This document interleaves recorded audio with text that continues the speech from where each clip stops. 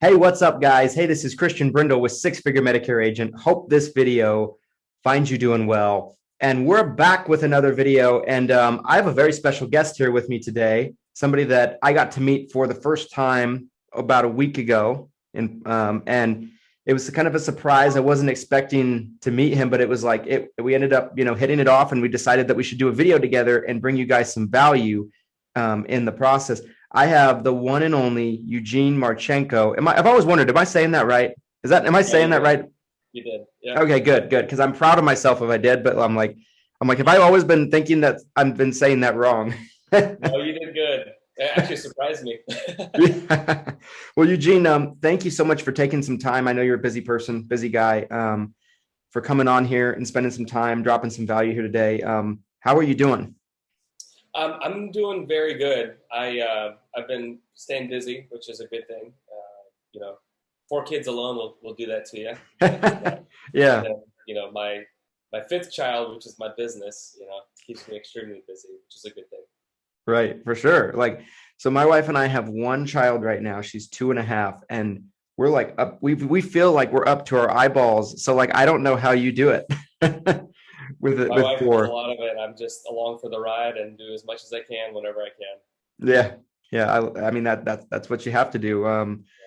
Well, for anybody that might not know who you are, Eugene, or might not be familiar with your work, talk a little bit about maybe your introduction to the insurance industry and kind of how you got into the industry and kind of what led you to where you're at today. Okay. It's actually my favorite story. If anybody ever asks me, how did you get started? People always talk about the journey and what they've gone through, and they talk about, here's what I'm doing now, and so on and so forth. But my favorite story to talk about is how I got started, Right. because I was 20 years old. I could not grow facial hair, and I started. So I was working at Bank of America in the banking industry as a personal banker around 2008, and the whole crash happened, and I really was looking for an opportunity outside of the bank. For the longest time, I thought the bank was going to be the career, and somebody at church approached me and said, "Hey, why don't you try this whole insurance thing?" I said, "Okay." So during the day, I would work, and then in the evenings, I would meet him in the office and watch him make phone calls, and he'll still remind me to this day, one of the ways that he figured out that I should do it is, again, me being completely green to anything insurance. He's like, "Do you want to try making a couple calls?" I'm like, "Sure, I've heard you do it. I can do it." And so I was actually able to make calls before I knew anything about insurance, before I really even knew that I was going to do this as a full-time career. And so my favorite part is that my very first sale that I've ever made, I had no idea the difference between deductibles, copays, co-insurance. I didn't know anything there was about insurance. All I knew was that there was a script. It was a 7-page script that I had to memorize. And I hand wrote it word for word, listening to my manager while we were running calls. And when I first sat down to pitch my very first presentation, I lost my place in the script as I was reciting it to the stage. And I actually brought my script with me. It was in my notebook. And so I'm like, oh, let me write this down real quick so I don't lose my train of thought. And I was actually flipping to where I left off on the script so I can continue my spiel. And that was the very first sale I ever made, because I followed the script word for word without really knowing what I was doing. Wow. Wow. I mean, I think we've all been there with scripts, right? And making calls and things like that. You get to a place where maybe you get lost in the Yeah. script, and then you start winging it to try to make sure that you don't lose yourself in the conversation with the person. But you're at the same time, you're trying to get back to the script and be like, okay, where was I? What am I doing? Yeah. And now I've been doing it for so long, it's just so repetitive. I could be watching TV and reciting my script, and of course I'm listening to the customer, making sure I'm doing the proper needs analysis. But you don't know any of that stuff when you first get going. You're trying to make a sale, you're trying to make money, right? Right. But then what I found is, as you gain more and more experience, your customer experience significantly improves, I can't imagine the customer service I provided for that lady not knowing what I was doing compared to what I know now. Right. So it sounds like you started out right off the bat by doing phone sales, right? Did you ever do any sales like where you went to homes, or was it right off the bat doing phone sales? No, so actually, so when I first started in 2010 with this story, I was actually in front of this lady. I was in her Oh, house, okay. and I did it for 5 years. So what I would do is on Mondays and Tuesdays, and sometimes Sunday nights, I would have a batch of leads because I was a captive agent, and they sold me on the idea that they provide leads for me. Little bit I know they're 5 years old. Um, but what they would do is they would give me a batch of leads, and I would call through them, set my appointments for Wednesday, Thursday, Friday, and I had about a 600-mile radius that I would run. Uh, Wow. 3 different states. Yeah, sometimes I would drive 6 hours, work my leads, spend the night, work my leads, spend the night, work my leads, and then come back home. And I did that for 5 years, for a very long time. Yeah. Well, that's crazy. 600-mile radius is a huge bit of territory to cover. Um, One thing that I hear all the time when I'm talking to agents that maybe started out that way, because I started out that way. I started out going to every single home. I started out doing a lot of windshield time, every single appointment. Like I would drive maybe an hour or two and have a full day full of appointments scheduled in an area. But it was just it got to the point where, as our book of business internally grew, it was really difficult to keep up with everything, right? Like just the windshield time was just getting too crazy. And I talk to agents all the time that struggle with that and almost like caps them out on their efficiencies. Yeah. Why do you think agents struggle so much at making that transition from out in the field to conducting a sale over the phone? So I think that's a two-part answer to that. One is because it's something brand new to them. It's inexperience, right? So it's something that they've never done before. And Right. so because they've never done it, they think it's something different, something that they're not going to be good at. That's the first part. The second part, it's all psychological, right?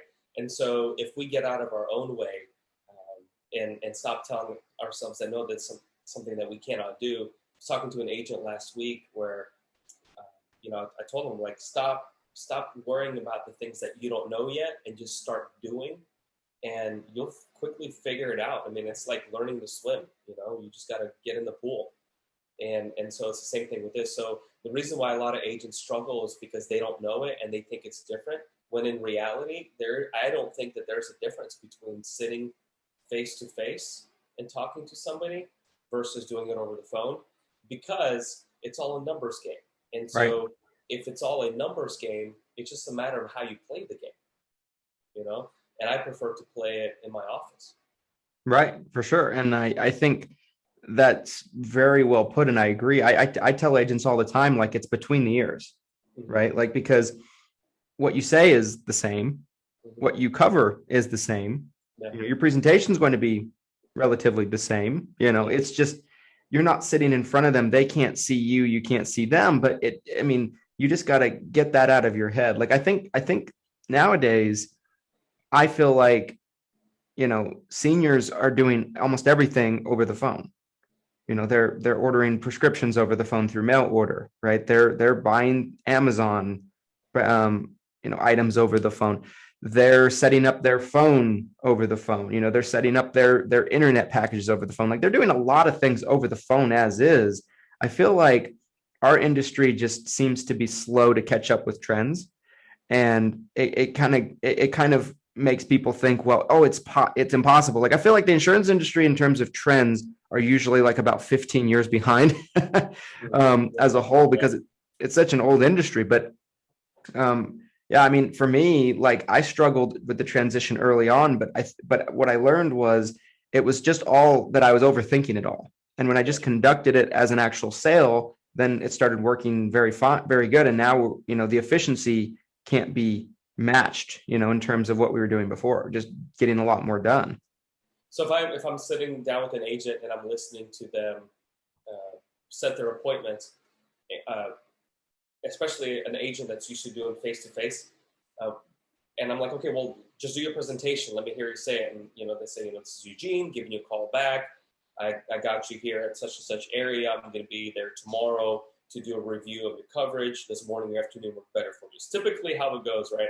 Right. And so what I tell agents is if you're going to try to practice doing it over the phone, use the same scripts, use the same processes, use everything the same, but instead of in your presentation saying, I'm going to be out there this morning, afternoon work better for you, just say, I'm giving you a call. Looks like you've been on Medicare for a little while. It seems like you haven't had a policy review. What I wanted to do is just go over some of your benefits now to make sure that you're not overpaying for your coverage. Right. Who do you have your benefits with now or whatever? And you can just roll right into the presentation without having to say, okay, well, I'm going to come out and see you. So take the I'm going to come out and see you, take out the driving, and take out the I'm going to walk into your house and look at your pictures and start talking about your family. Right. Take all of that out and just go right into it. Now, when was the last time you had a policy review? It's an open-ended question. They start talking. And if they say, well, are you going to come out and see me? Just say, well, I can come out and see you if you'd like, but it's going to take us 30 minutes to continue the conversation without you having to clean your house or whatever, Yeah. So I have worked with agents in the past where they're trying to transition from doing the face-to-face over to phone. And really, it's just taking certain things out of your presentation, right? It's just manipulating your presentation a little bit to where you can do it over the phone. And most people are okay with it, especially with COVID right now. That's a pretty good excuse not to walk into somebody's home. So it's actually safer if we do it. Yeah, I use that a lot. I used that a lot last year. Like, during AEPs particularly, there'd be people be like, well, can't you just send someone from your office, out to see me? I'll be like, well, we could, Mrs. Johnson. I'm like, but during these times, we're worried about your safety as well as ours. It was like God's gift, almost like you turn a bad situation into a positive. But yeah, it's interesting to me because phone sales, it's becoming more and more mainstream. I feel like, as time goes on, it seems like there's more and more people that are embracing it. Well, I think it's because people my age and your age are coming into the industry. Yeah. Who don't know any different, Right. For sure. Like, yeah, most of these carriers are set up, equipped to do phone sales. So might as well get with the program. For sure. Like I talked to so many agents. Like I talked to one recently that comes to mind, and he was in his mid 50s and he'd been selling Medicare for 20 years face to face. Well, that I can see where he's coming from, where it's difficult because he's programmed for it, over such a long period of time. But like, I feel like you're going to, whatever you are first trained on and whatever you learn at an early age in your career and your development is probably going to be what comes natural to you. Yeah. Question for you that I had, what is your opinion on cold calling in 2021? Do you think it's still a viable way for agents to get business, or is it done, if it's done in a correct way, is it efficient? Like talk to me a little bit about cold calling. So I think cold calling is very efficient. It's a free method to generate leads. I think if you're picking up the phone book and dialing one number at a time, yeah, inefficient. That's definitely not something that you want to do. But if you have the proper tools, the proper systems in place, I think you can really maximize the time you spend talking to people without really much cost to you. And what I mean by that is get a predictive dialer or a power dialer, whatever, doesn't matter. As long as it can dial multiple lines at a time and plug your list into the system. And now I don't cold call, right? But if I was getting started and an agent said, here's a list of somebody turning 65, in an area, I would cold call it, no problem, as long as I had the proper system in place and the proper script. But I always tell people that if you're going to cold call, which again, I highly don't encourage somebody just to go cold call. But again, if you're broke and you're trying to make some money and you're trying to talk to people and help people get started in this industry, what better way than to have a list of people that pretty much have a need, which is somebody who's turning 65, and cold call a turning 65 list. And so the way I would do it is I would do it from the approach of, I'm going to try to help this person, not try to sell them something. Right. And when you help somebody is to better understand their situation. Well, in order to better understand somebody's situation, you have to ask them open-ended questions. And so I had an agent one time say that this whole phone thing doesn't work. And of course I get leads, and you know about my program, which we'll talk about in just a second, but I'm like, you don't need leads to make sales. And so to prove it to him, I spent the next week cold calling. I actually have the recordings. I saved the recordings of me cold calling people, setting up appointments, and actually selling them. And the way that I would do it, so this is something for anybody who's trying to get started in phone sales who doesn't have a whole lot of money. I was watching a video one time with Patrick Bet-David, who was at 8%. Right. And he said that everybody that tries to sell something, they all sound the same. And the way that you stand out is by sounding different. So instead of saying, hey, this is Eugene giving you a call about your upcoming enrollment into Medicare, have you picked out a plan yet? That's what everybody says. Okay? Right. Well, instead, what I started doing when I was trying to prove this agent wrong is I said, hey, this is Eugene giving you a call about your upcoming enrollment to Medicare. I was calling to make sure that you've received the information that Medicare's been sending you. Ooh, I like that. And so they're like, well, I haven't gotten anything from Medicare. Here's your conversation. Or, yes, I've gotten a lot of information. And then I followed with, okay, probably from a lot of different companies all trying to sell you something, but probably also from Medicare. And they're like, yes. Then I always follow up with, where are you in the process of going over all that information? Right. An open-ended question. And so I've been able to cold call, which I don't anymore, but you can actually cold call by calling somebody and saying, hey, just calling to make sure you've gotten the proper information that Medicare's been sending you. And if they said no, get them the information, whether it be via conversation, via email, because again, you can download that Medicare New Guidebook PDF online. But if you do it from a heart of serving versus from a heart of taking, you'll be successful. Yeah, absolutely. And I feel like it's, when it comes to cold calling, like let's say, that scenario, there's a brand new agent, right? They are broke. They can't afford any kind of leads or marketing or anything like that. Like I started in the business cold calling. I don't do it anymore. I'm graduated, but like I felt like it was a great way for me to cut my teeth as a salesperson. I feel like, and so I tell people that might come in that struggle with their sales abilities. I'm like, even if you don't need to, it might not be such a bad idea to cold call for like 60 to 90 days, because you're going to run into everything. People are going to yell at you. They're going to hang up on you. They're going to be pissed off at you. They're going to wish death on you, all these things. Right. And when you actually get to a point where you're working maybe a little bit higher of a quality of a lead or something like that, it's going to seem like a piece of cake in comparison. Well, and I think on top of that is you're going to learn to really, really hate it. Right. And it's funny, but it's true, because then you understand the value of a lead. And I think that's more important, is you understand how much work it actually takes for you to be able to have a good conversation, not just any conversation, but a good conversation.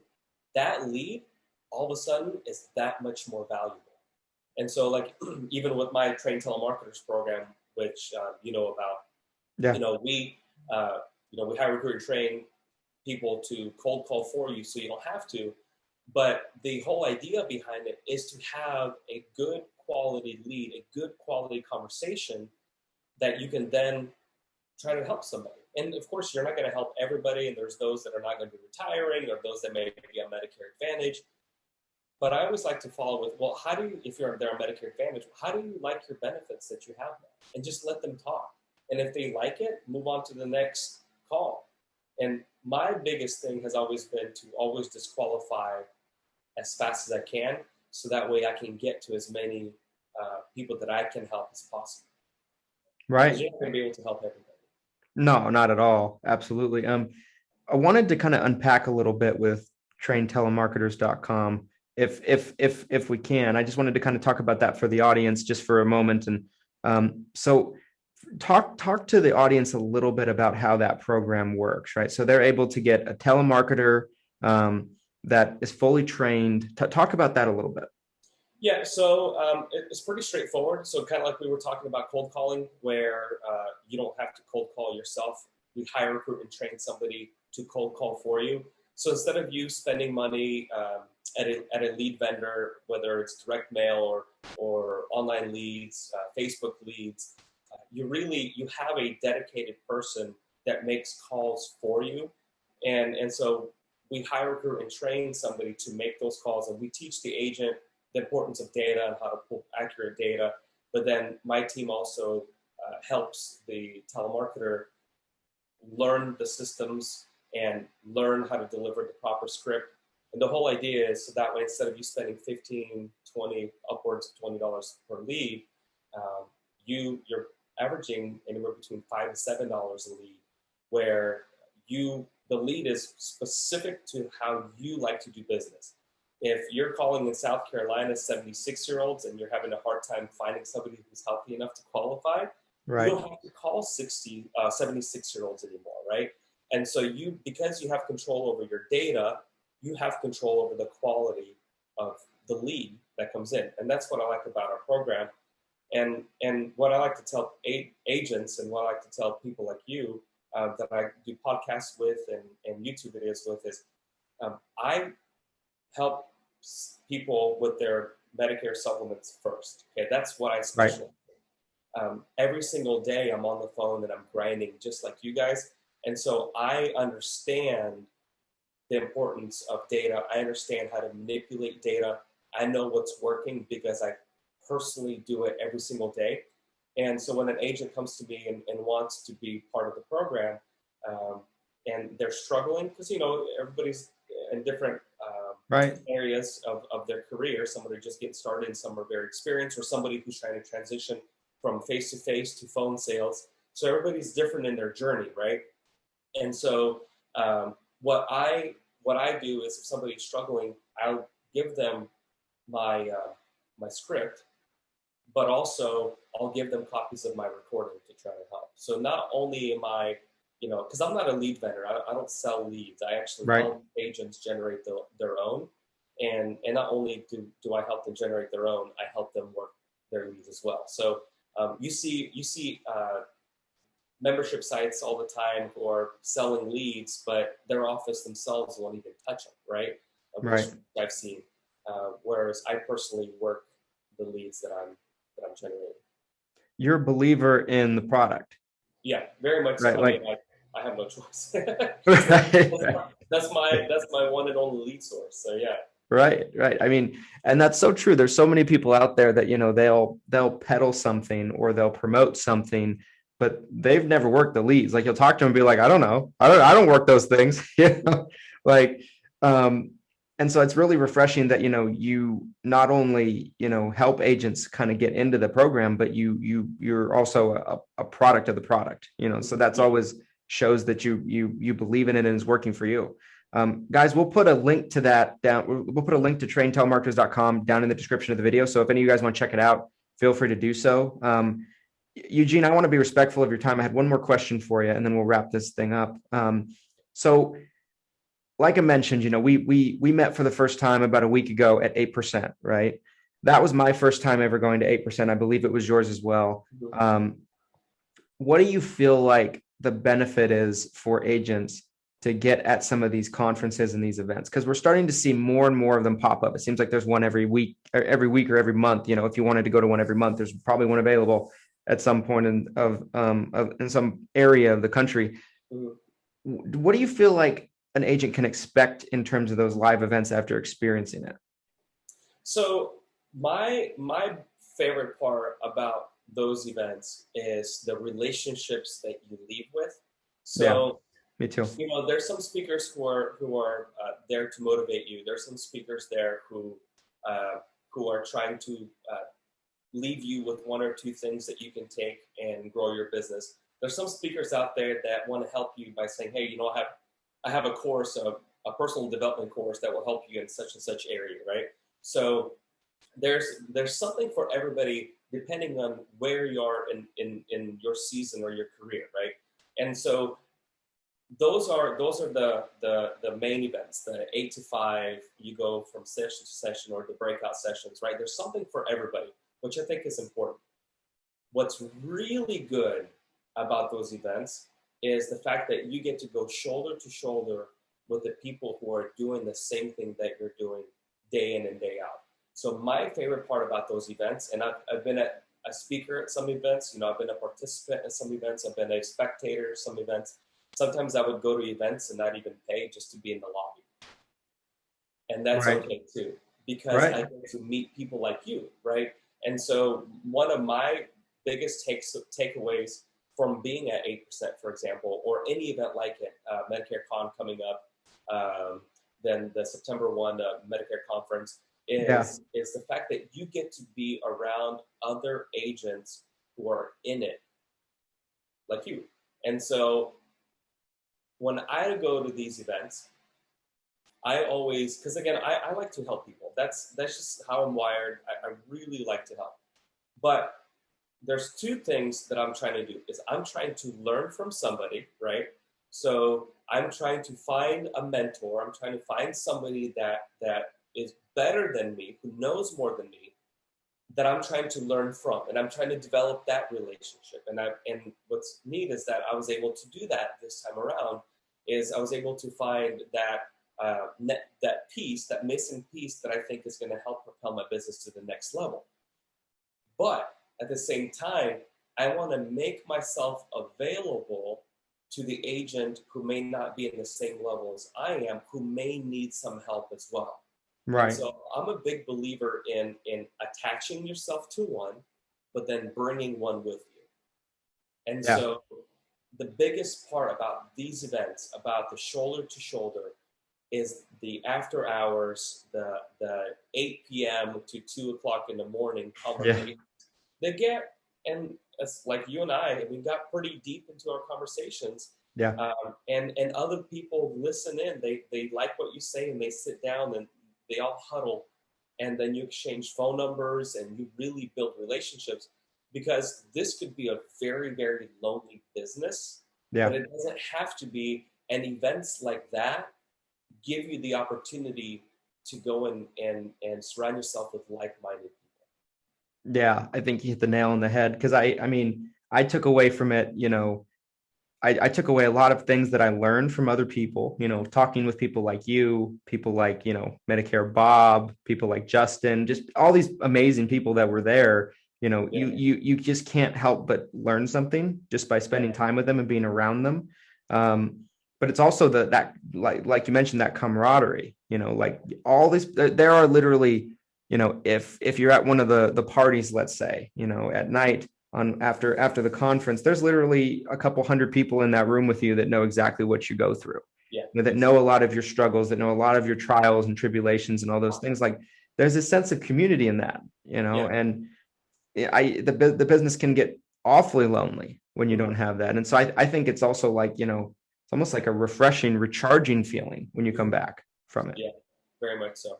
And if you can take one piece, if you can take one little nugget, if you learned one thing out of the 3 days that you were there, and that's the one thing that's going to propel your business forward to the next level, to help more people, to have more conversations, to help an agent who's struggling, to find an agent who knows more than you. If you can find that one little piece, it's worth it. Right. And I think the theme of a lot of these is just get in the room. Right. With people. Yeah. Yeah, absolutely. Well, Eugene, thank you for your time. I really appreciate you doing this. This is a lot of fun. We'll have to do another one soon. Guys, head over, check out traintelemarketers.com if you haven't already. And thanks so much for watching this video. If you enjoyed it, drop a like so more agents like you can find this video easier. Subscribe to the channel, hit the notification bell so you don't miss an upload. Drop a comment on what you thought about the video, what you liked, maybe what you didn't like. I don't really care. We'll take it all. And if you don't like me, make sure you leave it in the comments. yeah. Let us know specifically what you didn't like about maybe Eugene or me, whatever, it doesn't matter. And thanks so much for watching, guys. Thanks for watching, and here's to your success and your abundance.